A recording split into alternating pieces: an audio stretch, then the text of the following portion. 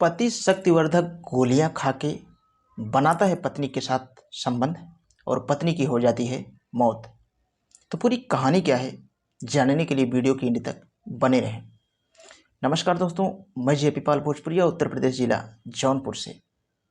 आज की जो ये घटना है बताने के लिए तो शर्म लग रहा है, लेकिन माफ़ करना, जो सच्चाई है उसे सामने रखने से और लोगों को जागरूकता मिलेगी।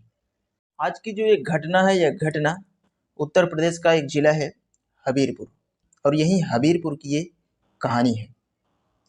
एक भाई, बहन और उसकी पत्नी, एक छोटा सा परिवार रहता है।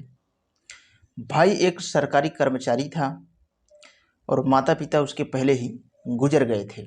अब जो उसकी बहन होती है, बहन को बड़े लाड़ प्यार से पाला हुआ था और उसका शादी जो है अच्छे परिवार में करवाना चाहता था।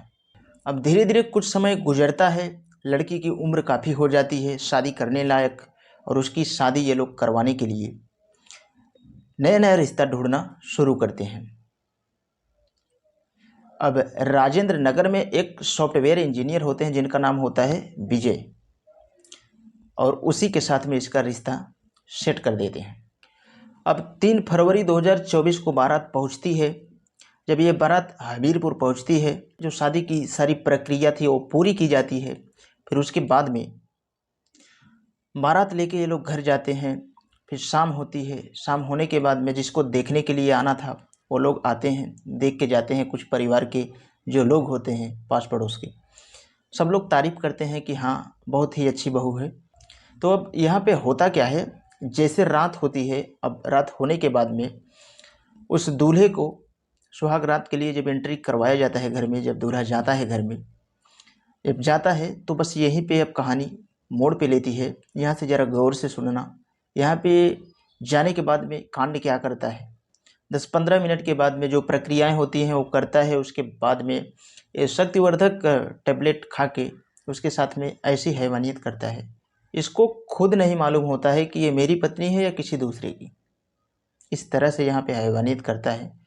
अब इस तरह एक रात तो बीतती है, फिर दूसरी रात जब आती है तो फिर वही हरकत। और जब दूसरे दिन ये हैवानियत करता है, वो अपने भाभी को बता देती है सारी बातें।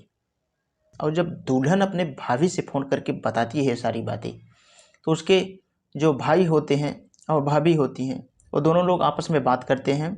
तब तक का 4 दिन बीत जाता है, जिसको चौथ बोला जाता है। चौथे दिन इसकी विदाई होने वाली थी। उसके एक दिन पहले की ही बात थी। अब इसकी हालत जो है धीरे धीरे हैवानियत करने की वजह से ज़्यादा ख़राब होने लगती है।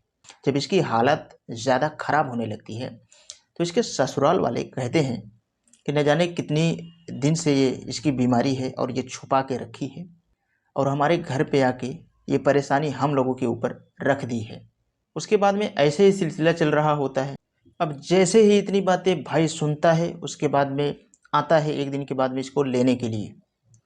अब जिस दिन लेने के लिए आता है उसके एक दिन पहले यह शैतानियत इस कदर से इसके ऊपर कर देता है कि जो हम आपको बताने के लिए भी असमर्थ हैं। उसके बाद में भाई यहाँ से लेके जाता है इसको अपने घर पे।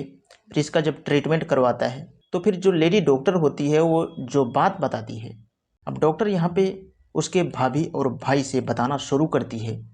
कहती है कि शक्तिवर्धक टेबलेट खाने की वजह से और उसके साथ में हैवानियत करने की वजह से इसकी ये हालत हुई है। इसके प्राइवेट पार्ट में इन्फेक्शन हो गए हैं, जिससे कि मैं दवा दे रही हूँ, जब तक इसको चलना है चलेगी, नहीं तो फिर आगे देखेंगे क्या करना है। अब जैसे ही यह बात इतनी कहती है डॉक्टर, उसके भाभी और भाई भी परेशान, क्योंकि माँ और बाप बचपन में ही गुजर गए थे।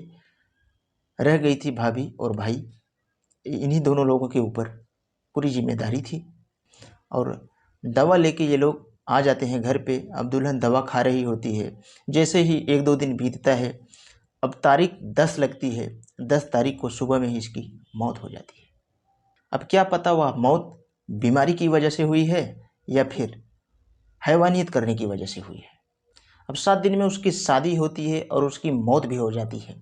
और जब मौत के बाद में उसका पोस्टमार्टम करवाया गया, पोस्टमार्टम का जब रिपोर्ट आता है तो उसमें यही निकल के आता है कि उसकी पूरी बॉडी में इन्फेक्शन फैल चुका था, और इसी इन्फेक्शन फैलने की वजह से उसकी मौत हो गई थी। अब उसके भाभी और भाई के द्वारा ससुराल वालों को तहरीर दिया जाता है कि ये गलत है, इस तरह से किसी को नहीं करना चाहिए था।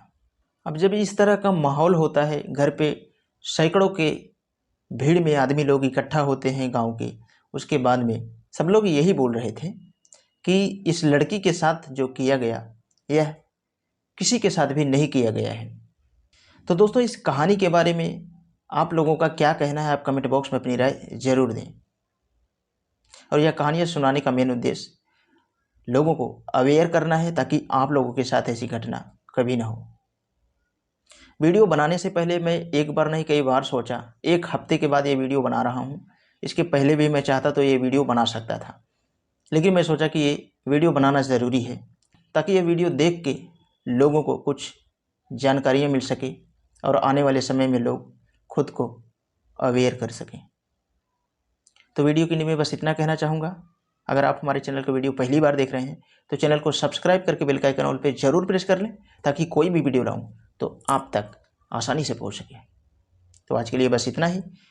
मिलते हैं कल शाम 7 बजे किसी नेक्स्ट क्राइम स्टोरी के साथ।